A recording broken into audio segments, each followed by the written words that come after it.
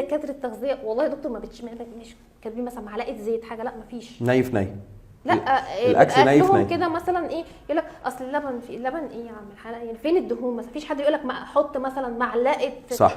ليه بقى معظم هو طبعا احنا عايزين نقول ان الاكل بتاعنا اليومي اللي احنا بناكله سواء اكل نباتي او اكل حيواني بيحتوي على نسبه من الدهون، فبالتالي انا بالنسبه للدهون الحيوانيه انا ما بفضلش ان احنا نضيف جزء من الدهون سواء اللي هو الزبده او السمنه البلدي او الكلام ده، عايزين نقلل منها قدر المستطاع. لا انتوا بتخافوا مننا يا دكتور، احنا بنخاف ادينا طرشه في الدهون والحاجات. بالظبط طب ما تقول لنا يا دكتور نوصل الموضوع ازاي، نعايرها ازاي او نحسبها ازاي يعني نحسب سعرات يعني بالظبط. احنا ممكن نقول ان كل عنصر من عناصر التغذيه اللي بتدينا الطاقه اللي هم الكارب والفات والبروتينز دول بيدونا جزء معين من الطاقه. يعني لو اتكلمنا عن الكارب الكل الجرام اللي انا هاكله من الكربوهيدرات هيديني 4 سعر حراري، الجرام اللي انا هاكله من الدهون بيديني 9 سعر حراري، الجرام اللي انا هاكله من البروتينز بيدينا 4 سعر حراري. فبالتالي كل صنف من دول بيدي كالوريز معينه انا ممكن اظبطهم في الحسبه بتاعتي عن طريق حد متخصص. يعني لو حطيت معلقه غير معلقتين غير 3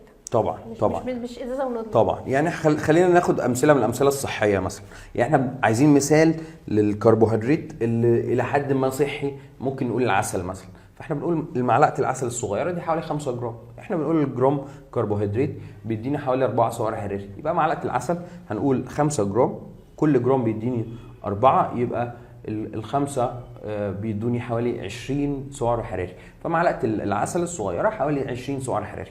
طب بالنسبه لمعلقه الزيت احنا بنقول المعلقه الصغيره برضو حوالي 5 جرام، الجرام بتاع الدهون او الزيوت بيدينا حوالي 9 سعر حراري. فاحنا لو قلنا ال5 جرام كلهم مثلا زيت الزيتون هيدونا حوالي 45 سعر حراري. فبكده انا بدات افهم ان كل العناصر دي عباره عن بالنسبه لي اصناف صحيه وكالوريز ممكن ابدا ادمجها بشكل صحي